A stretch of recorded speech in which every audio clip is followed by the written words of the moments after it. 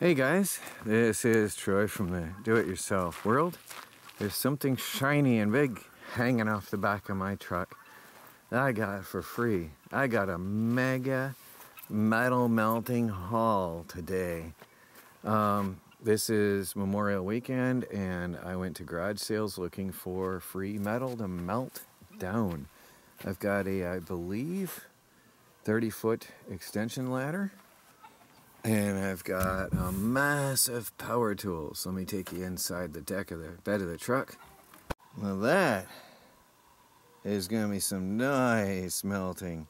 There's a lot of castings in that thing. That's one big ladder. It has a wooden rung, and I can see why the person got rid of it. By the way, I think those are some zinc castings there. That'll be something I can melt separately in a future time. But check, these things start to get scary when they start to crack and split and peel up on the ends. And that one's cracked up inside the metal rung. That's scary. This one's cracked up inside. This one's cracked deeply up in there. Sorry, I can't see my camera. This one's got some serious cracks up in there. Really deep in there. They're cracked in deep. They can get dangerous. So I probably wouldn't trust this for anything myself as a ladder. I was thinking, boy, it's a nice ladder, but then I got looking at it and there's a bad crack, there's a bad crack. And yeah, I'm not so sure now. I don't think they're any good. There was some worse ones. I don't know, I saw some really bad ones. That one's cracked in deep, too, side by side. So they get stress fractures with time. I don't think I want to be 30 feet up in the air and have one break. That one's bent up. But anyway, the price was right. I got it free, so I don't have to feel bad about making that into some castings. There's a weed whacker, was free for the taking. There's some, oh, I think that's some pretty heavy aluminum there. And of course, the motor is going to have a lot of aluminum parts. If it doesn't run, I'm not going to just rip it up. I'm first going to see if it might need a carb clean out or what. But I'll check that out. Plastic, a lot of plastic on that. And then I got some all aluminum. These are, I believe they're cast parts.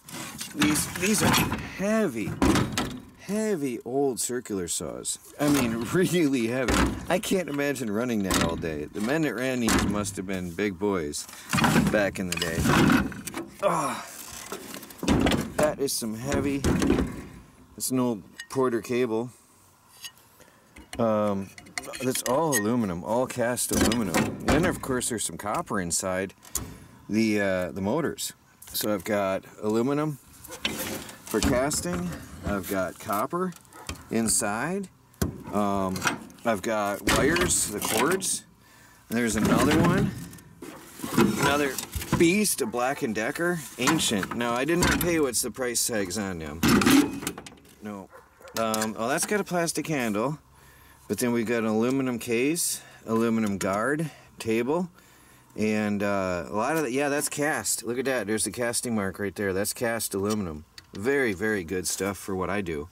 This one you can tell wasn't too safe to use anyway. The wires were cut in places and peeling here. I mean, you could put new cords on if you want, but I got them for scrap. This one, at a garage sale, I was going from garage sale to garage sale. I said, do you have any aluminum, junk aluminum tools that you want to get rid of? And happened to be, he said this one was running 45 minutes ago and just quit. So, and it was in the garbage can. So, there it is.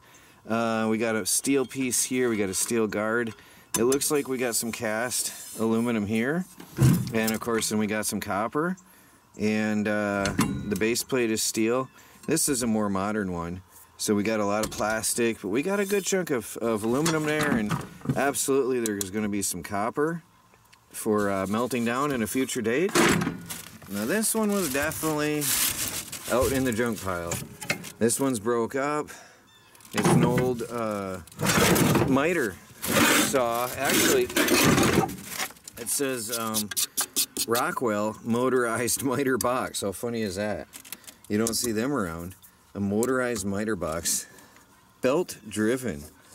I am actually going to check this and see if it runs, out of curiosity. But that is some heavy, I mean, that's a lot of aluminum. That's all aluminum.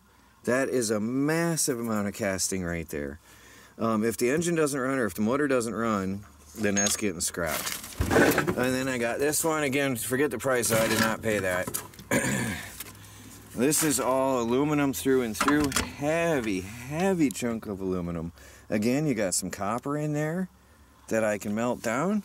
Or if I can use the wires for my motors, I'm going to see if some of these are so heavily varnished inside you can't get the wire out. Some of them are not, and I can recycle the wire. This I did pay $1 for. It was a really nice dual blower, squirrel cage I believe it's called, dual blower. Runs smooth, bearings feel tight, there's no play this way or back and forth, so seems like a really good motor. And if it doesn't run, I can see the wire in this one. It is not enameled, and it is exposed, and it can be recycled and reused for my motors if it doesn't run. But for $1, I got myself a really nice blower fan. What is it, 130/80 watts, so it's you can run 1 or 2, I guess, but 120 volts between 0.7 and 1.1 amps. It's even got the wiring diagram, so I'm gonna mess with that and see if I get that working or not. Make a nice cooling blower for something or other in one of my experiments or projects that I bought. But there is a half a truckload of melting happiness right there, guys. Just a very brief video showing my garage sale finds and some good aluminum for casting, and some copper and other bits and pieces too. So please like this video. I'm sure liking it. I'll talk to you guys later.